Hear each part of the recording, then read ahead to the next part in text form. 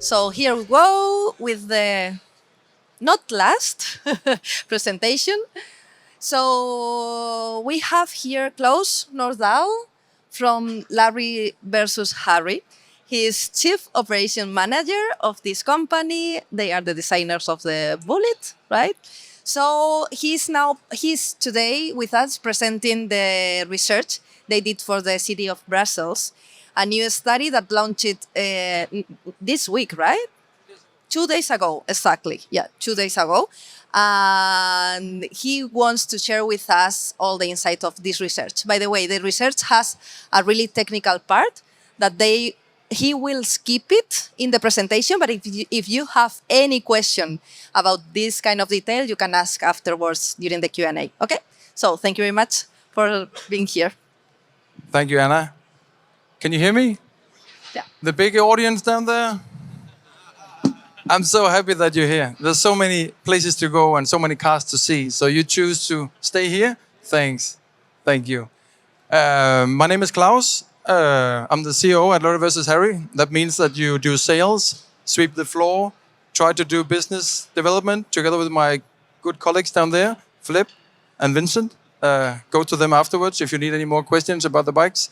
But I'm here today to talk about the data-driven evaluation of cargo bikes delivery performance in Brussels. That's a long title. Sorry. Maybe I should have said AI, and then everybody will have been here. Okay. We are a cargo bike manufacturer, 15 years old. We are doing it B2C, B2B. How many of you know Larry vs. Harry or the Bullitt? Raise your hand. Okay, that's a lot. Thanks. So I'll speak to you, but also all the others who doesn't know us. We did a research the last almost 2 years with Kale AI, some data scientists located in London, and then a messenger company called Urbike. It's a messenger company, but they are like on the cutting edge. They know how to do stuff. I'll tell you more about that. This is Larry vs. Harry's dealer map, just to give you an impression of where we are in the world. This is dealers or big partners who sell Larry vs. Harry stuff. We are, as you can see, primarily focusing on. This is not working, sorry, but Europe is big.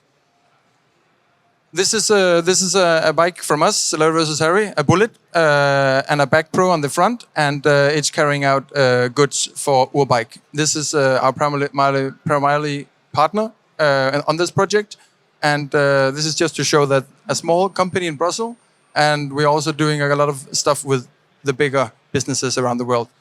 They're using the cargo bike as it's the same as a car and a van. So you already knew, I think. This is just to show some of our good partners around the world that you can carry out goods in many ways. On a Bullitt, you can do it like this, or like this in France. This is Crochet. Vincent just visited them. And how many do they have of Bullitts? 300? Okay. So they are a really good partner, and they are showing the way. They're leading the way, and they have some interesting AI tools that I will mention a little bit about today also. But this is Vincent taking pictures of the basement, one of them. You can also transport sperm. That's good marketing. That's nothing to do with AI, but it's good fun. This is also some of our pioneers out there. They're doing it safely, and they're well equipped. Okay. So you get it. This is where the real presentation starts. This is our good friends at Urbike. We asked them 2 years ago, hey guys, you're doing a really good job with your messengers. Do you want to do a data project where we track you everywhere you go, 24/7 on the bike, and then see if you can beat the van? And a lot of our good partners said no, due to GDPR, of course. But we made a filter, I think it's called. So all the data that's going into the machine, the data we see, or Kale AI is seeing, is filtered. So we do not know when they went to the toilet, but the machine knows. I wanted to show you a small video of the study, and also the QR code, so you can scan it afterwards. But I just want to show you a video, and then we can talk afterwards.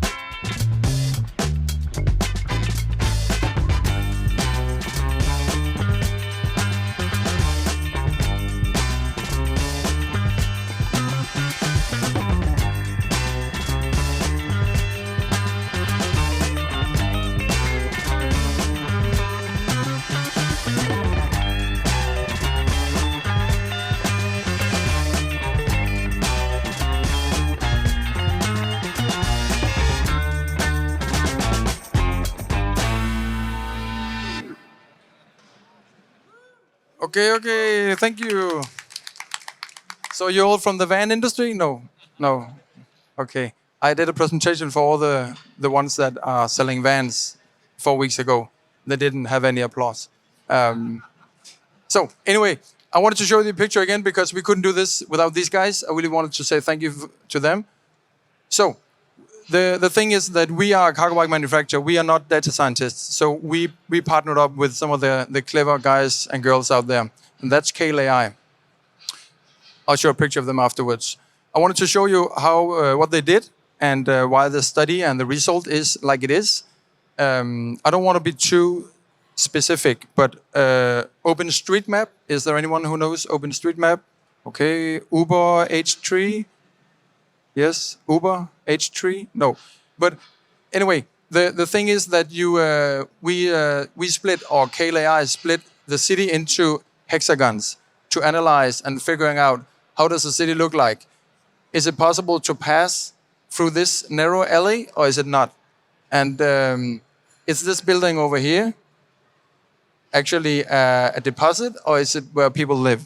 And all these sorts of data, when you collect this in a city, then you suddenly know how does the city look like, how does it react, and how many parcels does actually being delivered in an area. And if you split it enough times, then you have really interesting data to make the route optimization tool that we are talking about. This is just a close-up of a sports, what to call it, sports field. It's not a building, but with this open source data, you have data about who's living there, their income, and all sort of things. That makes this study happen. This is just a way of showing that this route over here is a van route via Google Maps. It takes 1 hour and 15 minutes. The same route with cargo bikes is 30 minutes. And that's even before analyzing how you can go there even faster, like the route that Google Maps didn't knew that was between this point and this point over here. And this is why we think AI is going to make a big revolution in the way we do parcel delivery. But you cannot do it without focusing on micro hubs.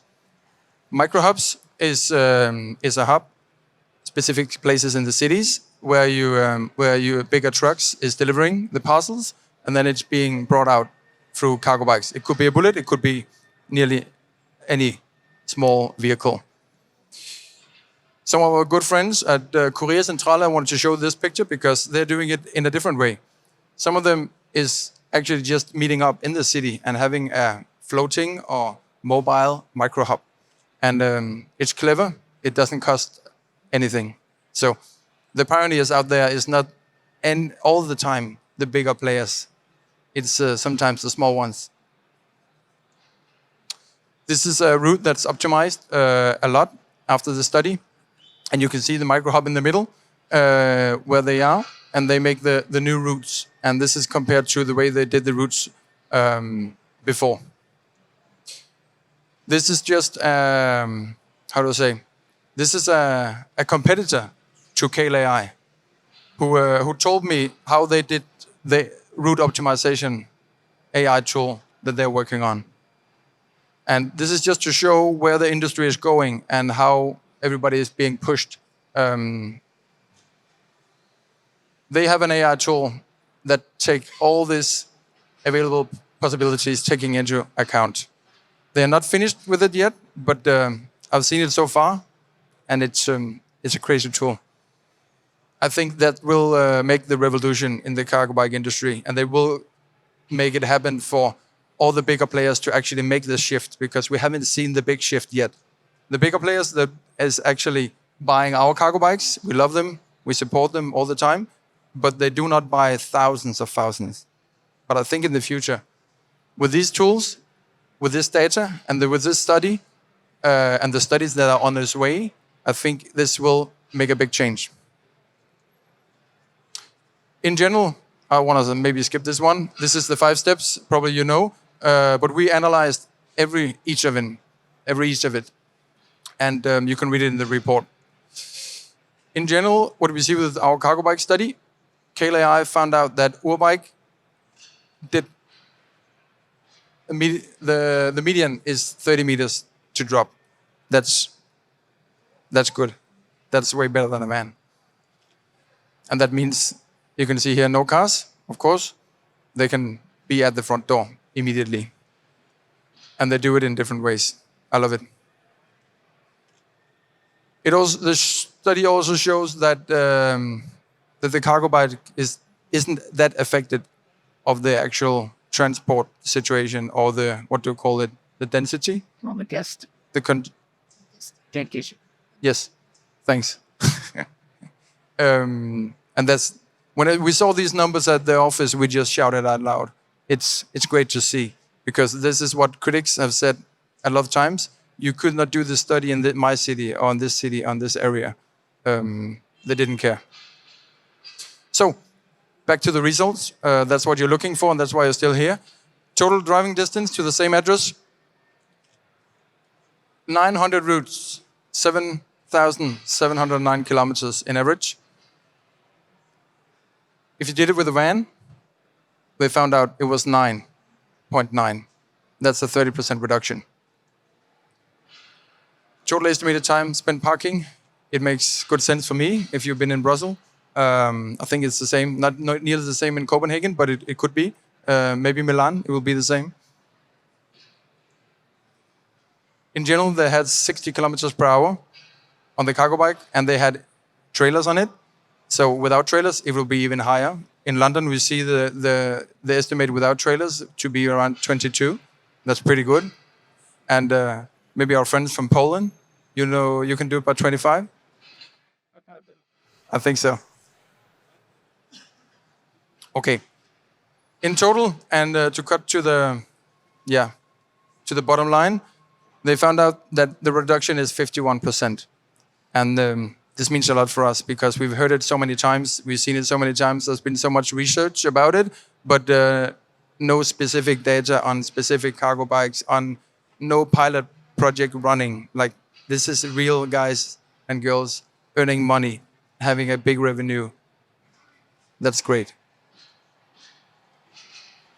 Last but not least, this is the next project in Sydney, where we did a project with Parcel Run. They are doing it right now with a lot of bikes, different kind of bikes, together with Amazon, to figure out what is the difference between the van data and the cargo bike data. We're running this project together with Kale AI, and not Urbike, because they're not in Sydney yet. And the result right now is pretty impressive. Hopefully that study will be out, or that report will be out in February, March. And you don't have to wait so long, because the next report will be there in, I think, January. And that's the exact same study, the exact same routes, but with a Bullitt X that's 22 centimeters longer. And it shows that it's even, better results. But I'm looking forward to that too. So, thank you this is Kale AI, the bright-minded guys and girls. And they did this together with, a lot of universities, a lot of, more bright than me. So thank you.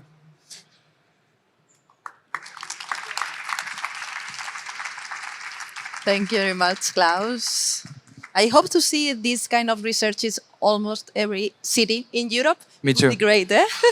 So, any question? Yeah, thank you. Congratulations for this really nice study. We all know that data is key to understand the sector. And like in the automotive sector, floating car data is commonly used, it's everywhere. We say cars are computers on the wheel. So can we expect the same with bikes in the future, that almost every cargo bike will be traced somehow while respecting privacy and everything, so that we can understand the behavior, acceleration, braking, roughness of the road, all the data which is key for policymakers, cities, to improve the mobility for cargo bikes and logistics? We are cargo bike manufacturers, so we should also be careful of what we say in these areas. But the short answer is yes. The winner will be the one who have the best IoT partners, the best IoT solutions, and will partner up with clever minds like these and not only the bigger consultancy firms. I think that's because we did it, of course, but I also think that's the way to do it. But yes, I think every cargo bike in the future, if you want, can have some kind of IoT that will show you nearly everything. We see it in cars. The technology is not bigger than this, yeah. But the investments, we need that too. And you will not see a cargo bike from Larry versus Harry tomorrow have it. So, but we're trying all we can. Yeah. Sorry. What? Which technology did you use for this one in terms of the tracker? I cannot mention. Yeah. That's Thanks. fine.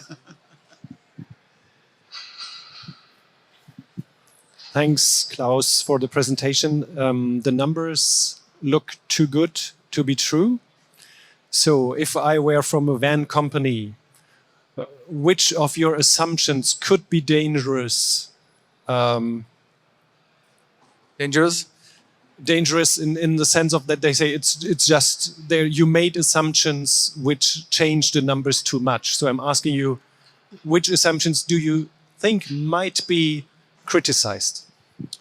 I think all of the numbers will be criticized. Of course, we already get that feeling. I think if you see that a van can only deliver X amount of parcels, they will always compare it to another area or to small parcels or in a city where you have drops just around the corner, and then you have different data. But the data set that we work with was that, and why we chose Urbike is because they have big boxes, small boxes, groceries, on handy parcels. They have a good mix, and that's why we chose them. So I welcome every criticism, and I welcome everyone to read the report. And of course, we ask Urbike and Nicholas Collignon from Kale to be here today. Unfortunately, they couldn't, but they will answer any question, also from all the lobby. Yeah. Thanks. Hi, Matthew from Les Boîtes à Vélo. I have the same type of question, but more smooth. Do you know what did you control that the van exercise was exactly the same of the Urbike exercise? The same. The van what? The van courses, the van, you know. Yes. The short answer is yes. We did it, and you can read it in the report the methodology behind it.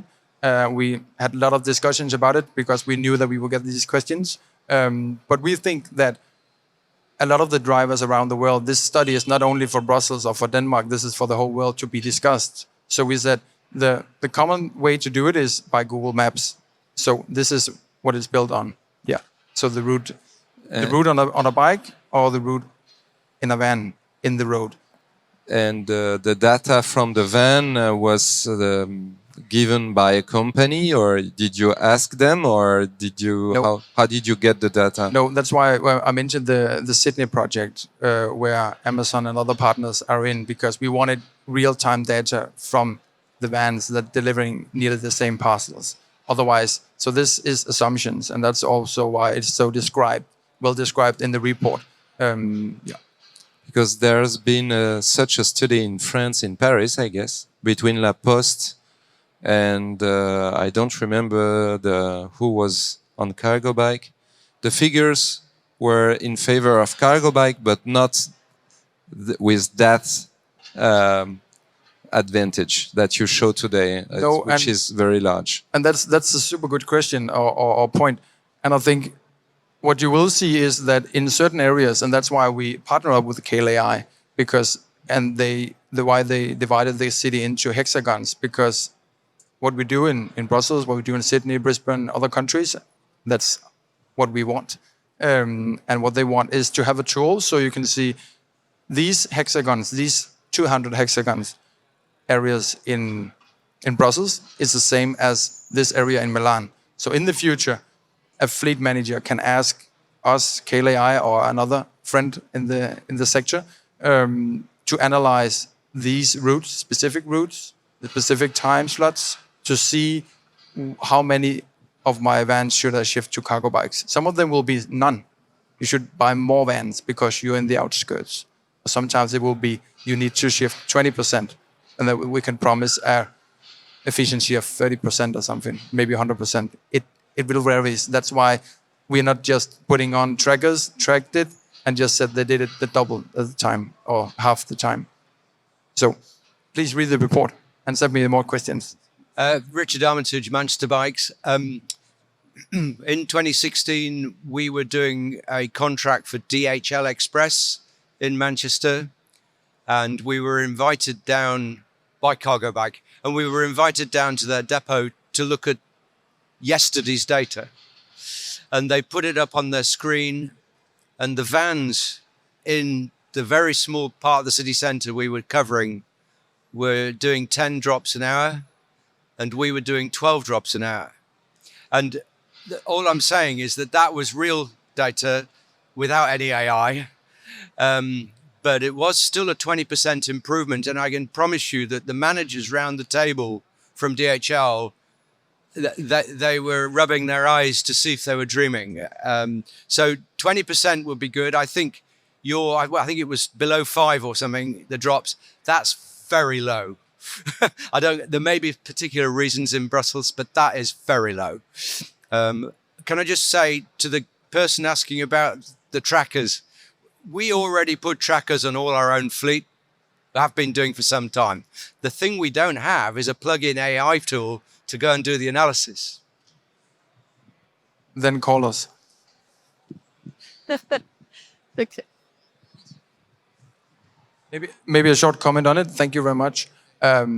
Yes, it is low, but then you also have to take into account what kind of parcels they delivered, what part of the city, and Brussels is special. That's also why we wanted to do it in Brussels, because they have the cobblestones. That's what every critics tell us, that the bike cannot, with this load, take cobblestones. They can. Claus, this was one of the best presentations ever. Thank you. Is there a similar program that you can tap into, just like Tesla gets paid for not producing fossil-fueled cars? Can you do something similar, because you're replacing ICE delivery vans with voluntary credits? Then I need the clever boys from Luxembourg. That could be you. No, I haven't seen it yet. That's why we also are here. That's why we are doing this, to tell everybody we are a small company. We are 20 people in Copenhagen, 15 in Taiwan. That's why we partner up with someone else than us to do this. We're not a big company. We're not a part of a lobby. So we are just welcoming everyone who wants to join and push for this. Thanks. Thank you very much for the study. It's really amazing. I was just surprised with the economical aspect, like 10 times cheaper cargo bike versus LCV. And for me, it doesn't really reflect what is going on in the economical French cyclo-logistic companies. So yes, we have to compare different organizations, like cyclo-logistic companies. You have to get cyclo-logistics hubs, and with the LCV you don't have to get these cyclo-logistic hubs. So there is difference we have to take to do this economical comparison. And for me, it's the main subject. Like for converting big transport companies, we have to show them that it's cheaper. The price it's cheaper, and I don't think it's 10 times cheaper with the cyclo-logistic companies. Maybe I can give you an anecdote that we have a really good partner, a big partner, and they came to me a year ago and said, "We don't get it, Claus. We pay the same for repairs on one bike as one van, so this is not cheaper. Stop saying that." And there was a big player, and then I called some of the other players or big partners who are doing the maintenance themselves, doing it weekly, sometimes daily, and they said it was 20 times cheaper. So yes, we agree. It depends and it varies a lot. And the best data you probably will not get from the biggest players in the field, because they don't have the career blood in their veins. They're not used to do this on bikes. So we see often, and that's what we talk with our Polish friends about, and that's what Urbike also does. They educate people to do this, how to strap it, how to pack it, how to deliver it, how to do it, how to go in narrow streets, how to ride it.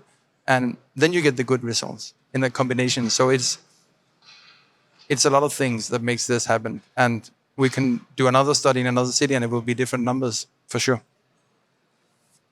And not always that positive, of course. That's why we do it in Sydney. So, yep, I think that we are fine now. So, thank you very much, Claus, for presenting your new research here, and also for the initiative. Thank you. Thank you, Anna. Yeah. Thank you very much.